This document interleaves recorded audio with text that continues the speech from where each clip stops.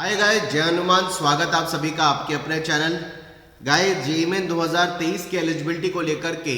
अभी बहुत बड़ा डाउट और बहुत बड़ी परेशानी बच्चों में बनी हुई है और लगातार बच्चों में कंफ्यूजन बना हुआ है कि टॉप 20 परसेंटाइल को गवर्नमेंट ने वेबसाइट पे से हटाया। कई सारे स्टेट बोर्ड जिनमें टॉप 20 परसेंटाइल एलिजिबिलिटी को लेकर के काफ़ी हद तक रियायत दे पाता था, वो वेबसाइट पे लिखा हुआ नहीं है। 75%, 65% की एलिजिबिलिटी इंफॉर्मेशन बुलेटिन में सीएसबी के थ्रू मिलने वाले एनआईटी और ट्रिपल आईटी के लिए मेंशन कर दी है। तो क्या ये सीएसबी काउंसलिंग के लिए एलिजिबल है जो वैकेंट सीट के लिए होती है, या ये जोसा की काउंसलिंग जो एनआईटी ट्रिपल आईटी और खासकर आईआईटी के लिए भी होती है उसके लिए भी एलिजिबिलिटी कैरी ऑन हो रही है? इसको लेकर के भी बच्चों में बहुत ज्यादा डाउट बना हुआ है। जोसा की वेबसाइट पर हमने जाकर के पूरा सर्च किया, सीएसबी की वेबसाइट पे जाके सर्च किया, वहां उन्होंने ये मेंशन किया कि ये जो एलिजिबिलिटी इंफॉर्मेशन बुलेटिन में 75% जनरल, ओबीसी, ईडब्ल्यूएस और एससी एसटी के लिए 65% दी गई है। ये सीएसबी की वेबसाइट पे जाकर के एलिजिबिलिटी बच्चे देख सकते हैं, लेकिन वह 2023 को लेकर के एलिजिबिलिटी अभी तक क्लियर नहीं की गई है। हालांकि मैंने काम किया कि मैंने 2020 से 2023 के करीबन 4 साल के इंफॉर्मेशन बुलेटिन में पर्टिकुलरली इस एलिजिबिलिटी क्राइटेरिया को बहुत ध्यान से मैंने पढ़ा। ये 2020 का है, 2021 का है, 2022 का है और 2020 का भी मैंने निकाला, जिसमें मैंने इस एलिजिबिलिटी को बहुत ध्यान से पढ़ने की पिछले 4 सालों के हिसाब से देखने की कोशिश करी। और वहां पर मैंने ये पाया कि गवर्नमेंट ने हर जगह लिखा है कि सीएसबी के थ्रू मिलने वाले पर्टिकुलरली एनआईटी, ट्रिपल आईटी और जीएफटीआई के लिए एलिजिबिलिटी उस साल के हिसाब से कैरी ऑन होगी या लगाई जाएगी। अब ये सीएसबी काउंसलिंग नहीं है, ये सीएसबी को एक राइट होता है। मैंने जोसा के बिजनेस रूल भी निकाले, जोसा के बिजनेस रूल को बहुत गहराई से पढ़ा कि वहां सीएसबी के पास में आखिर गवर्नमेंट ये लिखती है कि थ्रो सीएसबी, तो उसका मतलब क्या होता है। थ्रो सीएसबी के थ्रू एनआईटी ट्रिपल आईटी का मतलब होता है कि सीएसबी के थ्रू मिलने वाले एनआईटी ट्रिपल आईटी और सीएसबी को एक बॉडी ऐसा बनाया है जिसको उस पर्टिकुलर साल में एनआईटी ट्रिपल आईटी मिलने की एलिजिबिलिटी की पॉलिसीज बनाने का, फ्रेमिंग करने का राइट दिया जाता है, जिसको अधिकृत किया जाता है, जिसको अथॉरिटी दी जाती है। यानी जो एलिजिबिलिटी अभी तक इंफॉर्मेशन बुलेटिन में लिखी है 75% हो या 65 हो, उसको थ्रू सीएसबी का मतलब है कि एनआईटी ट्रिपल आईटी के एडमिशन के लिए गवर्नमेंट लगा रही है, ऐसा उन्होंने इंफॉर्मेशन बुलेटिन में लिखा है। फिर एक इंपॉर्टेंट बात जो मैंने वेबसाइट पे बहुत ध्यान से पढ़ी, वहां पर उन्होंने ये मेंशन नहीं किया। मैंने पिछले 2020 के अंदर, 21 के अंदर, 22 के अंदर इंफॉर्मेशन बुलेटिन को निकाला, हर जगह उन्होंने 75% और 65% की एलिजिबिलिटी के साथ टॉप 20 परसेंटाइल को भी मेंशन किया। लेकिन इस बार गवर्नमेंट ने टॉप 20 परसेंटाइल का वर्ड हटाया, जिससे क्या हुआ, जिससे इंडिया के अंदर करीबन 2019 तक, क्योंकि आप सबको पता है 2020, 2021 और 2022 यानी 20 से 22 के 3 ईयर में कोविड के चलते गवर्नमेंट रिलैक्सेशन दिया था, इसलिए गवर्नमेंट ने उस साल टॉप 20 परसेंटाइल के बारे में कोई भी इंफॉर्मेशन वेबसाइट पर रिलीज नहीं करी। लेकिन 2019 और 18 के अंदर हमने ये देखा कि करीबन इंडिया में 17 बोर्ड, 17 बोर्ड ऐसे हैं, करीबन 16 बोर्ड तो ऐसे हैं जिनका टॉप 20 परसेंटाइल, चाहे वो कैटेगरी के अकॉर्डिंग हो, चाहे वो ओबीसी या जनरल या ईडब्ल्यूएस के लिए हो, वो जो है 75% और 65% से कम आ रहा है। खासकर अगर मैं बात करूं Bihar board,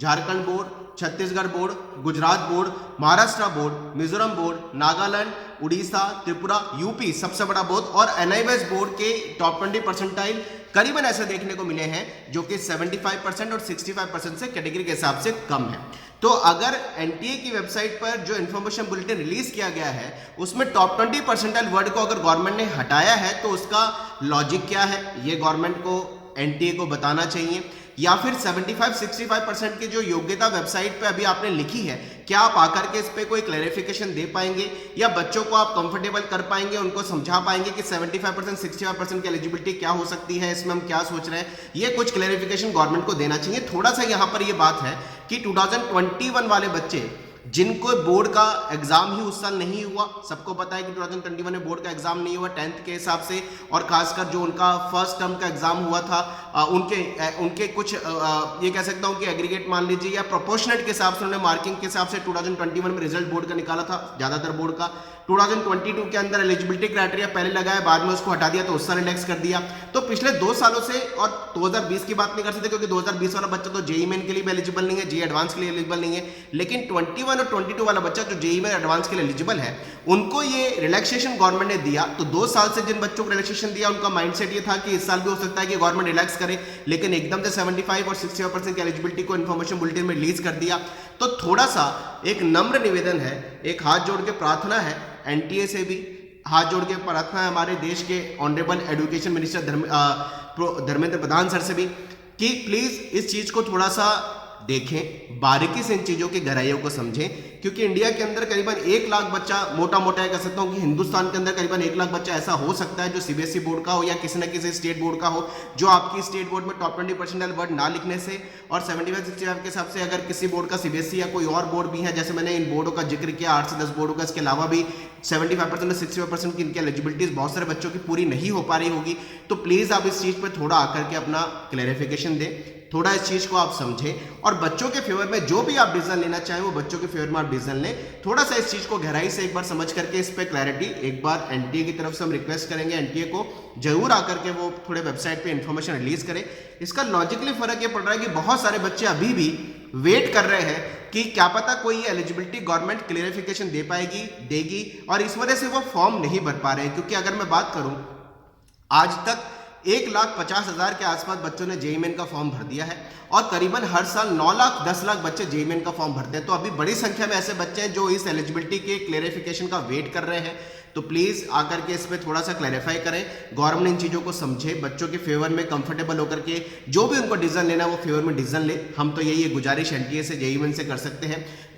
honourable education minister sir से कर सकते हैं। तो ये थोड़े लॉजिक्स थे कि बच्चे का बोर्ड का इंप्रूवमेंट का फॉर्म निकल चुका है 2022 वाले का, 2022 वाले का, उसके पास अब इंप्रूवमेंट के लिए अप्लाई करने का ऑप्शन नहीं है। जिन्होंने अप्लाई कर दिया वो फॉर्म कैसे बने वो भी कंफ्यूज है। 21 वाले बच्चों के लिए इंप्रूवमेंट हो ही नहीं सकता क्योंकि उनका 1 साल के बाद में कोई बोर्ड इनको इंप्रूवमेंट के लिए परमिट नहीं करता। तो 21 वाला बच्चा, 22 वाला बच्चा अभी बोर्ड की एलिजिबिलिटी को लेकर के बहुत कंफ्यूज है, जो आपने 75-60% इंफॉर्मेशन बुलेटिन में लिखी है। 23 वाला बच्चा बोर्ड के एग्जाम जो कि सीबीएसई बोर्ड 15 फैब से है, कई सारे स्टेट बोर्ड भी लगभग फैब के लास्ट से मार्च के लास्ट तक होने वाले हैं, उसको लेकर के अब उसको है कि मैं बोर्ड के एग्जाम में मेहनत कर पाऊंगा, जेईई मेन के एग्जाम में कैसे बैलेंस कर पाऊंगा, वो थोड़ा कंफ्यूज है। तो प्लीज इन सब चीजों को समझते हुए जो भी बच्चों के फेवर में डिसीजन है आपको लगता है, प्लीज आप उसमें थोड़ा सा समझें, और इन्फॉर्मेशन बुलेटिन में अगर कोई भी मिस्टेक किसी भी रीजन से हो गई है, टॉप 20% वर्ड किसी भी रीजन से अगर हट गया है या कोई भी टेक्निकल रीजन रही है, उस चीज को समझें, क्योंकि बहुत सारे बच्चे इस चीज को लेकर के अभी इंडिया में कहीं ना कहीं अप्रोच कर रहे हैं और पढ़ाई को लेकर के जो मेहनत कर रहे हैं। मैं लास्ट में बच्चों को यह कहना चाहूंगा कि प्लीज जो मुझे सुनते हैं, समझते हैं, आप इस परसेंटाइल की एलिजिबिलिटी को दिमाग से 1 मिनट के लिए निकाल करके अपनी जो एक्चुअल मेहनत है, आपके जो एक्चुअल एफर्ट्स हैं वो आप लगाते रहिए, उसके लिए आप मेहनत करते रहिए। क्योंकि बोर्ड में 75-65% की एलिजिबिलिटी केवल अगर गवर्नमेंट ने लिखा है वो एनआईटी ट्रिपल के लिए है, लेकिन जेईई मेन के अलावा भी बहुत सारे इंडिया के ऐसे इंजीनियरिंग अच्छे कॉलेजेस हैं जहां पर जेईई मेन का कोई लिंक नहीं है, जिनमें सेपरेट एग्जाम होता है, जैसे वीआईटी है, मणिपाल है, कॉमेट के है, पीईएस है, अमृता है, यूपीएस है। पर्टिकुलरली अगर मैं बात करूं, पैस यूनिवर्सिटी बेंगलोर है, बिट्स पिलानी का एग्जाम है, पर्टिकुलरली कुछ और ऐसे एंट्रेंस एग्जाम है, सेपरेट एग्जाम होते हैं, एसआरएम है, नरसिंह मुंजी मुंबई है, कई और ऐसे प्राइवेट एग्जाम है, बेनेट यूनिवर्सिटी है,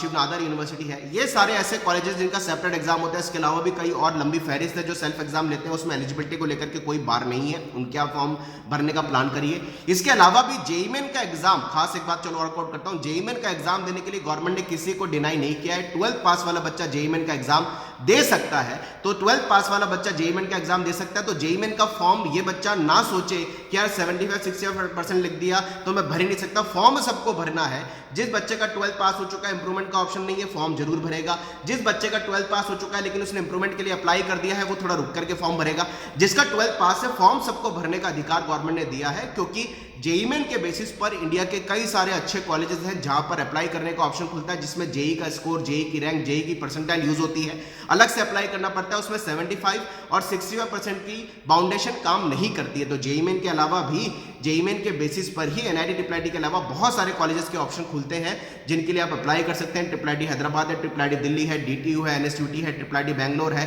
पैरेलली बात करूं एलएनआईटी जयपुर है, थापर है, जेपी है, निर्मा है। 9 स्टेट है, एमपी, यूपी, बिहार,